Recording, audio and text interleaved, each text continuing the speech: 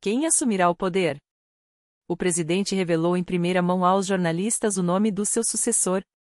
E o principal candidato apareceu ao lado do atual chefe de Estado em um palco, numa cena que poucos imaginariam.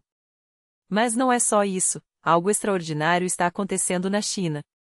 Protestos massivos explodiram nas ruas, um fenômeno raríssimo no país. O que desencadeou essa revolta?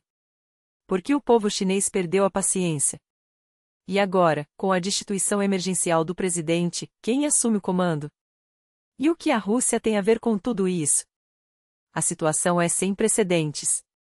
E tem mais, Moscou pode estar prestes a legalizar o tráfico de pessoas. Será que a escravidão está voltando com força total, agora com aval oficial?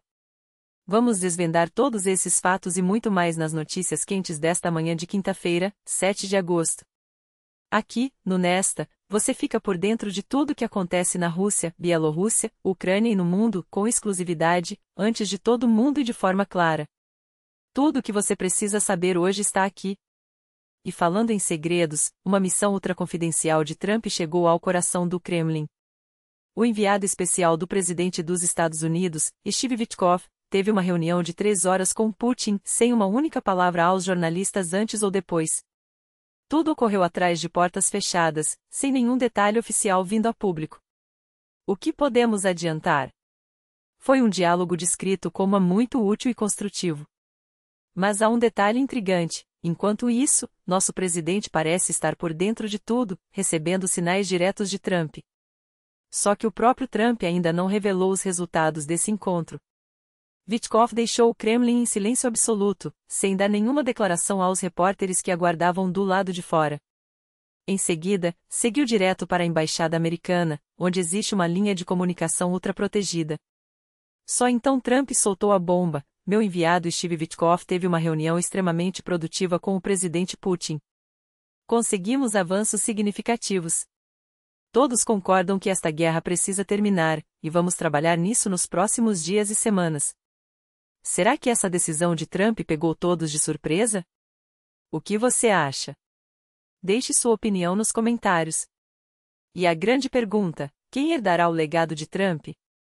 Em uma coletiva de imprensa cheia de expectativa, Donald Trump surpreendeu ao apontar seu favorito para sucedê-lo, e não foi seu filho, nem Marco Rubio. O escolhido é o vice-presidente J.D. Vance.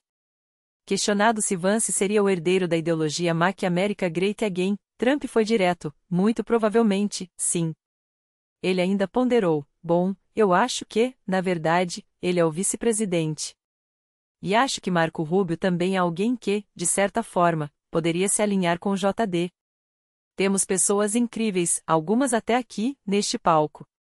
É cedo para falar disso, mas, sem dúvida, ele está fazendo um trabalho excepcional e, no momento, certamente tem um forte apoio.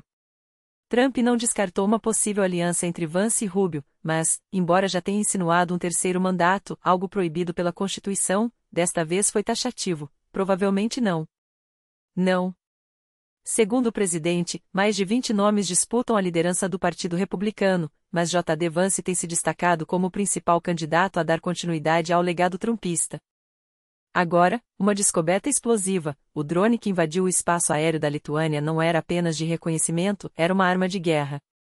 Durante a inspeção, especialistas das Forças Armadas lituanas encontraram um dispositivo explosivo a bordo, que foi desativado no local. Após a neutralização, as peças foram recolhidas para perícias forenses. A ministra da Defesa do país anunciou que a Lituânia vai reforçar seu sistema de defesa antiaérea e buscar soluções inovadoras contra drones. Já o ministro das Relações Exteriores enviou uma carta urgente ao secretário-geral da OTAN, pedindo reforço na proteção do espaço aéreo. Em outras palavras, um drone armado com explosivos reais cruzou a fronteira da OTAN, sobrevoou a capital e caiu em uma instalação militar. A primeira remessa de armas americanas para a Ucrânia, via OTAN, já está a caminho.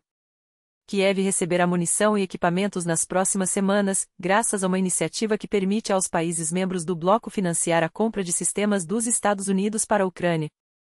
Novos pacotes de ajuda estão sendo preparados de forma ágil e contínua. Em breve, novos participantes devem se juntar ao projeto. Fontes da OTAN revelam que os 2 primeiros pacotes já foram bancados por Holanda, Dinamarca, Finlândia e Suécia, nos dias 4 e 5 de agosto. Agora, é questão de logística, as entregas devem chegar em pouco tempo. Os aliados garantem que o apoio será constante, com novos pacotes sendo aprovados rapidamente e mais países aderindo em breve. Esse modelo, criado pelos Estados Unidos, burla a burocracia. Em vez de doações diretas, Washington vende as armas, e os países da OTAN pagam a conta, acelerando o envio para a Ucrânia. 6 horas de reunião a portas fechadas, e o governo do Líbano sai com uma decisão histórica. Até o fim de 2025, as Forças Armadas do país devem apresentar um plano para desarmar todos os grupos armados, incluindo o Hezbollah. A declaração foi feita pelo primeiro-ministro Najib Mikati. O objetivo é restaurar o controle total do Estado sobre o território e acabar com o monopólio das armas fora da estrutura militar. Os Estados Unidos apoiaram a medida, mas a resposta do Hezbollah foi imediata e dura, como esperado, eles se recusam a se desarmar. Um porta-voz do grupo foi categórico: não está nos interesses de Israel iniciar uma agressão em larga escala, mas, se o fizerem, nos defenderemos, o exército e o povo. E essa defesa levará à sua destruição. Além disso, o exército israelense confirmou que o alvo do último ataque foi Osson Qasem Gorab, comandante de campo xiita que coordenava ações de grupos terroristas na Síria. Essas forças, segundo informações, preparavam ataques maciços com foguetes contra posições israelenses. E os Balcãs entram em ebulição. O líder pró-Rússia dos sérvios da Bósnia, Milorad Dodik, foi afastado da presidência e proibido de ocupar qualquer cargo público pelos próximos 6 anos. A decisão partiu da Comissão Eleitoral Central da Bósnia e Herzegovina, após a confirmação de uma sentença judicial. Agora, a República Sérvia terá que realizar eleições presidenciais antecipadas em até 90 dias. Mas Dodik, como sempre, não vai sair sem lutar. Ele afirmou que permanece no cargo enquanto tiver o apoio do parlamento, e seus advogados já anunciaram que vão recorrer ao Tribunal Constitucional. O governo regional saiu em sua defesa, classificando a decisão como apolítica e inconstitucional. Enquanto isso, a União Europeia exige que o país, candidato à adesão ao bloco, demonstre compromisso com o Estado de Direito.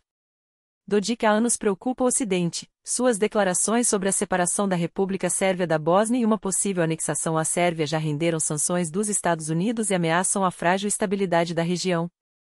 E, para fechar, imagens chocantes de uma adolescente de 14 anos espancada brutalmente.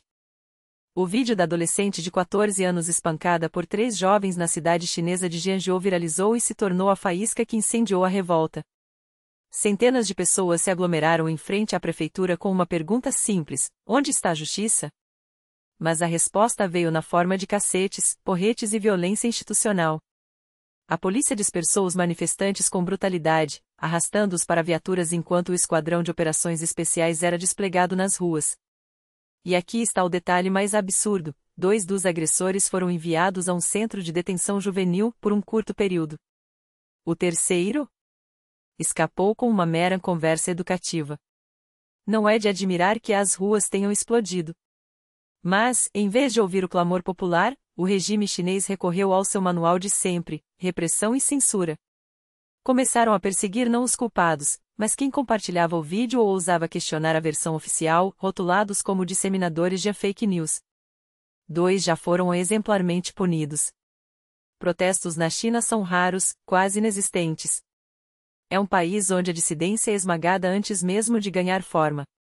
Se, mesmo assim, as pessoas saíram às ruas, é porque a pressão social atingiu um ponto de ebulição.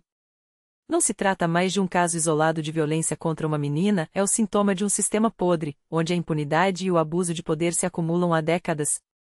A sociedade chinesa está à beira de um colapso silencioso, e esse vídeo foi apenas o estupim.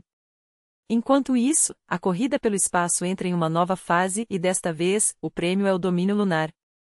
Os Estados Unidos aceleram planos para instalar um reator nuclear na Lua antes da China, e o ex-apresentador da Fox News e atual chefe interino da NASA, Sean Duffy, deve anunciar ainda esta semana um cronograma agressivo. Até 2030, uma usina de 100 kW deve estar operacional no solo lunar. A agência já busca parceiros privados capazes de tornar isso realidade, segundo o político. Não é mais só ciência, é uma guerra geopolítica.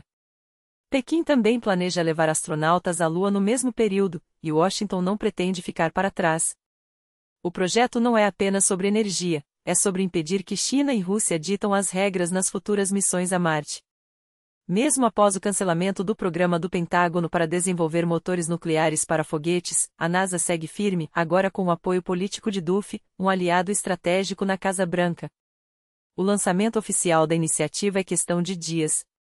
A mensagem é clara: quem controlar a energia na Lua, controlará o futuro da exploração espacial.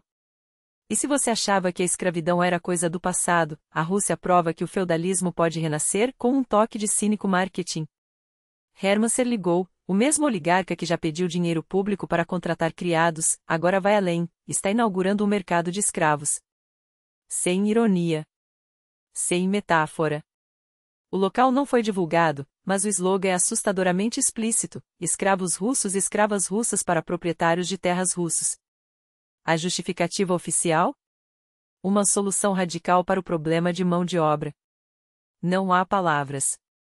Serligou, que se autodeclara ortodoxo, mas não batizado e classifica todas as religiões como mentiras para otários, tenta vender a ideia como um resgate da tradição agrária.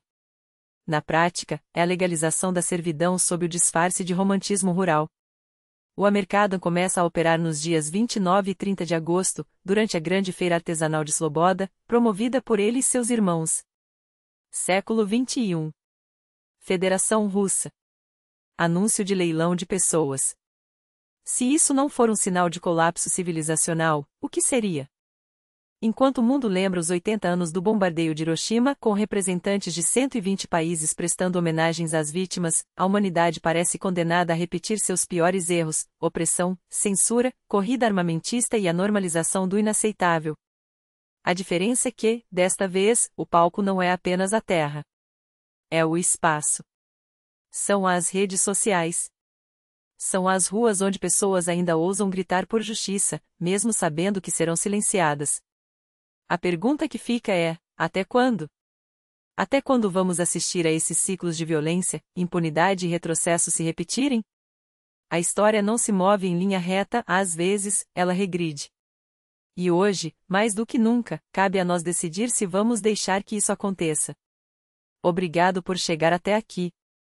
Se este conteúdo ressoou com você, compartilhe, comente, reaja.